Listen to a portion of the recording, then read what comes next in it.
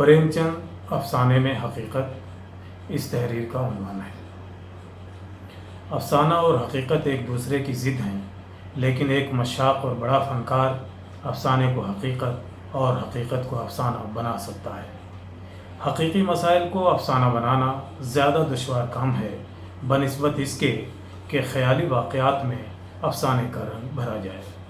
وجہ یہ ہے کہ حقیقت افسانوی حیولے میں ڈھلتے ہوئے حقیقت ہی لگے تو اس کی حیثیت تاریخ جیسی ہو جاتی ہے، افسانے جیسی نہیں۔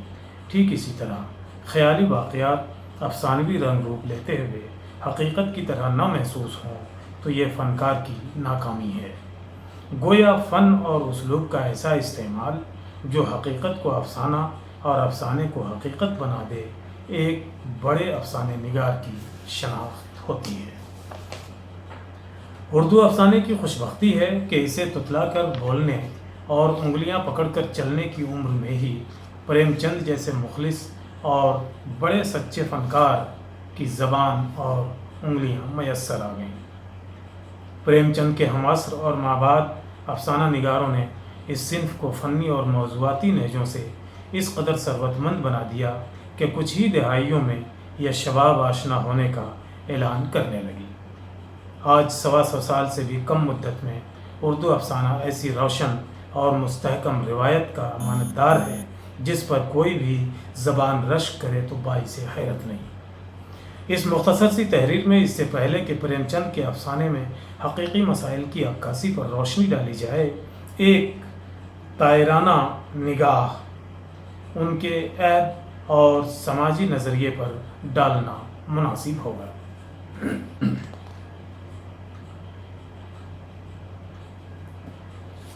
پریم چند کے عہد کا ہندوستان بنیادی طور پر گاؤں کی زندگی کا آئینہ تھا، جہاں کا سماج ذات پات، اونچ نیچ اور بھید بھاؤ کی فضا میں سانسیں لیتا تھا۔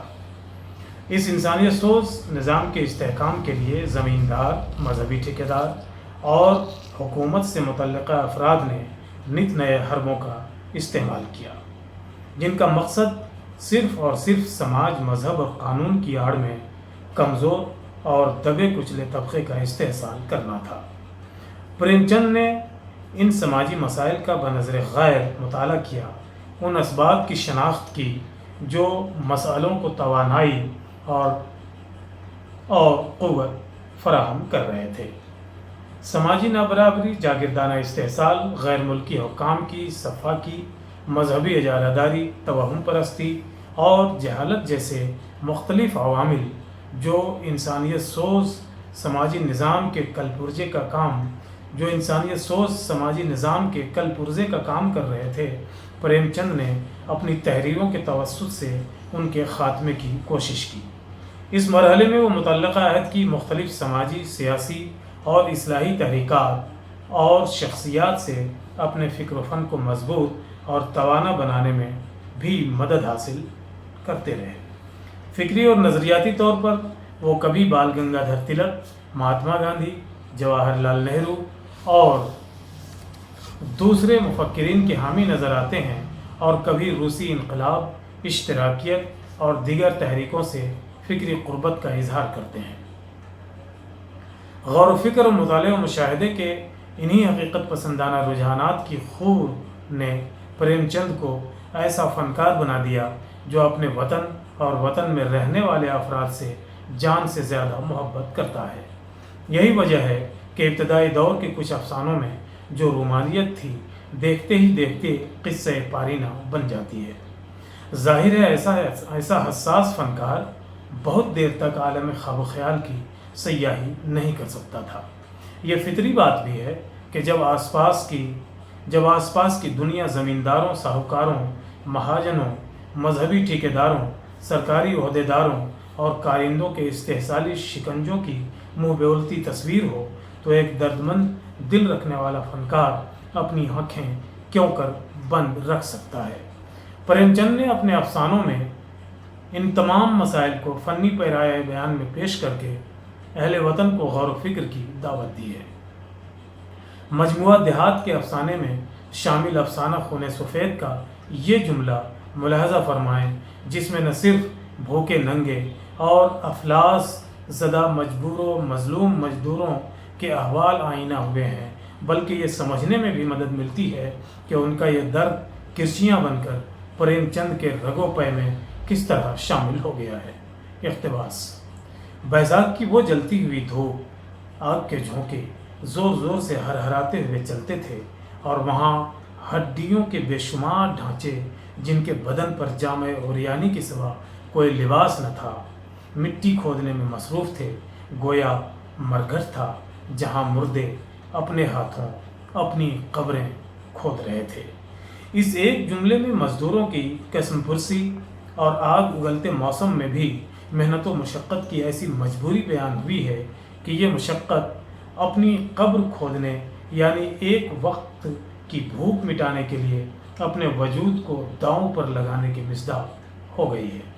اس اقتباس میں 100% حقیقت صرف اپنے اسلوب کی وجہ سے کہانی کا رنگ روپ لے رہی ہے۔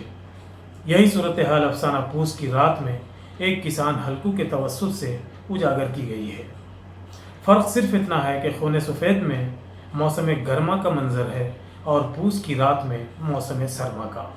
ایک جگہ وجود کے عدم ہونے تک محنت کرتے رہنے کی مجبوری اور دوسری جگہ جان دے کر فصل بچانے کی مجبوری۔ انتہا یہ کہ جان کی بازی لگا کر فصل کو بچانے کا بنیادی سبب اناج کی فراہمی نہیں، بلکہ یہ خوف ہے کہ کہیں وہ لگان ادا نہ کر سکے اور زمین سے بے دخل نہ ہو جائے۔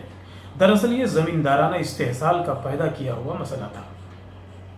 کسان کی حیثیت صرف ایک مزدور کی تھی، زمیندار جسے چاہتے زمین دیتے اور جسے چاہتے بے دخل کر دیتے۔ پریم چند نے اپنے افسانوں میں بار بار اس حقیقت کو اجاگر کیا ہے۔ پریم چند کے افسانے پڑھتے ہوئے ایک اور اہم موضوع جو قاری کی توجہ کا مرکز بنتا ہے وہ ہے مذہبی ٹھیکیداروں کا مذہب کے نام پر غریب اور مظلوم عوام کا استحصال۔ پریم چند اس نقطے کو سمجھتے تھے کہ مذہبی رسوم اور پابندیوں کی آڑ میں نام نہاد مذہبی رہنما دراصل اپنی تعظیم و تکریم اور سربلندی کو قائم رکھنا چاہتے ہیں۔ وہ عوام کے دلوں میں یہ خوف بٹھائے رکھنا چاہتے ہیں کہ ان کی اجازت اور رضا کے بغیر کوئی بھی کام کرنے کا مطلب مالک حقیقی کو ناراض کرنا اور مصیبتوں کو دعوت دینا ہے۔ ان کی رضا حاصل کرنے کے لیے عوام کو بھاری سے بھاری قیمت چکانی پڑتی تھی۔ افسانہ معصوم بچہ، نجات، دودھ کی قیمت اور سوا سیر گیہوں وغیرہ میں عجیب و غریب صورتحال کی عکاسی ہوئی ہے۔ صرف شادی کی نیک ساعت معلوم کرنے کی قیمت گھاسی رام کو یہ ادا کرنی پڑتی ہے کہ پنڈت کے کام کرتے کرتے بھوک پیاس اور سخت محنت کے سبب اپنی جان سے ہاتھ دھو بیٹھتا ہے، لیکن بھکتی اور اعتقاد سے انکار نہیں کرنے دیتے۔ ان پڑھ عوام پر ضعیف الاعتقادی اس قدر حاوی کی گئی تھی کہ ظلم و ستم برداشت کرنے، دھرم کے عیار محافظین کو خوش رکھنے کے لیے خود بھوکے رہ کر ان کے دان دکشنا کا بندوبست کرنا اور چھوٹی موٹی اجرت کے لیے غلامی کی زنجیر پہن لینا دراصل دیوتا کو خوش کرنے کے مترادف سمجھتے تھے۔ مذہب کے ان محافظین نے عوام کی ذہنی حالت ایسی بنا دی تھی کہ ان کے خلاف سوچنا بھی وہ پاپ سمجھتے تھے۔ پریم چند کے عہد کا سماج ایک طرف مذہبی رسوم و رواج کی مار جھیل رہا تھا تو دوسری طرف مہاجنی اور ساہوکاری کے عتاب کا شکار تھا۔ مہاجن سود در سود کے چکرویو میں عام انسان کو ایسا پھنساتا کہ اس کی رگیں نچوڑ لی جاتی لیکن اصل رقم ادا نہ ہو پاتی، یہاں تک کہ ایک کے بعد دوسری نسل اس کی گرفت میں آ جاتی۔ افسانہ انصاف کی پولیس میں پریم چند نے مہاجنی کرتوتوں کے کئی پہلو روشن کیے ہیں اور یہ نقطہ بھی پیش کیا ہے کہ بلا واسطہ یا بالواسطہ طور پر مہاجنوں کو حکومت کے کارندوں، مذہبی ٹھیکیداروں اور زمینداروں کی پشت پناہی حاصل رہتی ہے۔ پریم چند نے کمزور اور متوسط طبقے کے عمومی مسائل کے علاوہ ہریجنوں اور خواتین کے مختلف مسائلوں کو بھی اپنے افسانوں میں جگہ دی ہے۔ ہریجن جو شکل و صورت سے تو انسان تھے لیکن صدیوں کے بھید بھاؤ اور چھوا چھوت کی لعنت اس طرح جڑ پکڑ چکی تھی کہ ان کے ساتھ جانوروں سے بدتر سلوک روا رکھنا معیوب نہیں بلکہ سماجی فریضہ تصور کیا جاتا تھا۔ طبقاتی نظام کے نتیجے میں ہریجنوں کے معاشی، جسمانی اور نظریاتی استحصال کے مسئلوں کی تصویر کشی پریم چند کے افسانوں میں جا بجا پائی جاتی ہے۔ صدیوں سے اس طبقے کے ساتھ کیے گئے غیر انسانی سلوک سے اس کے افراد جس نفسیات کے شکار ہوئے وہ مارکۃ العرا افسانہ کفن میں اجاگر ہوتا ہے۔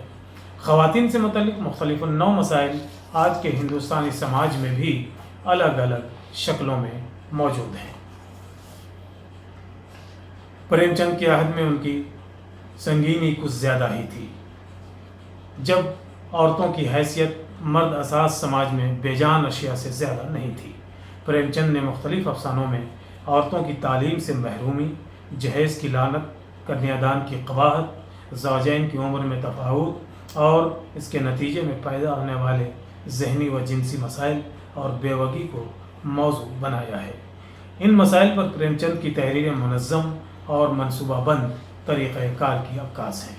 ابھاگن، بازیافت، کسم، بدنصیب ماں، مالکن اور نئی بیوی وغیرہ ایسے افسانے ہیں جن میں عورت کی سماجی، جنسی، نفسیاتی اور دیگر کئی حقیقتیں افسانوی پیکر میں ڈھلتی ہوئی نظر آتی ہیں۔ ابھاگن کی ہیروئن مرجادہ کچھ دیر کے لیے میلے کے ہنگامے میں گم ہو جاتی ہے اور واپس آنے پر ہزار قسم اور صفائی پیش کرنے کے باوجود اپنے شوہر کو یقین دلانے میں ناکام رہتی ہے کہ اس کی پاکیزگی اور عزت اب بھی محفوظ ہے۔ افسانہ نصیب میں بیوہ عورت کی لاچاری اور قسم پرسی اس حد تک دکھائی گئی ہے کہ اس کی بیٹی کمد ایک سن رسیدہ مرد سے بیاہ دی جاتی ہے، لیکن سماج اس بیوہ کو بیٹی کی بھلائی کے حق میں سوچنے سے بھی محروم رکھتا ہے۔ اس کے برعکس افسانہ مالکن میں بیوگی کے مسئلے کا حل پیش کیا گیا ہے۔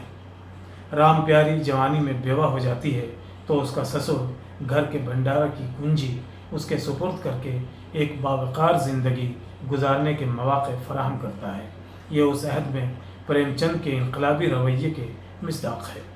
اسی طرح بازیافت اور کسم کے خواتین کردار ظلم کے خلاف سینہ سپر ہونے اور سماج کی تعمیر میں مردوں کے کاندھے سے کاندھا ملا کر چلنے کے حوصلوں کے ساتھ پیش کیے گئے ہیں۔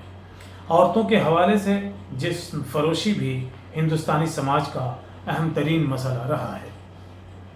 پریم چند کے کئی افسانے طوائفوں کی زندگی سے متعلق ہیں۔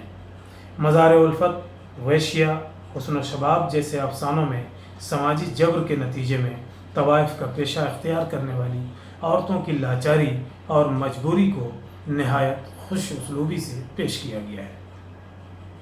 حاصل گفتگو یہ کہ پریم چند نے حقیقت کو افسانہ کا لہجہ عطا کر ایسے مسائل کے حل کی فضا ہموار کرنے کا کام کیا ہے جنہیں اس عہد میں زبان پر لانے کا مطلب حکومت، سماج، مذہب سب کی نظر میں جرم اور گناہ سے کم نہیں تھا۔ پریم چند کی اہمیت اسی میں مضمر ہے کہ ان حالات میں بھی انہوں نے ایک سچے فنکار اور انصاف پسند فرد کا فریضہ انجام دیا۔ سماج کے طاقتور افراد اور منصبداروں کے ظلم و ستم کے خلاف آواز بلند کی اور مظلوم عوام کی حمایت میں اپنے ذہن و فکر اور قرطاس و قلم کا استعمال کیا۔ پریم چند کے افسانے محض کہانی نہیں، اس عہد کی سماجی، اقتصادی، معاشرتی اور سیاسی صورتحال کا ایسا آئینہ بھی ہیں جن کے عکوس کی ترتیب سے تاریخ مرتب کی جا سکتی ہے۔ شکریہ۔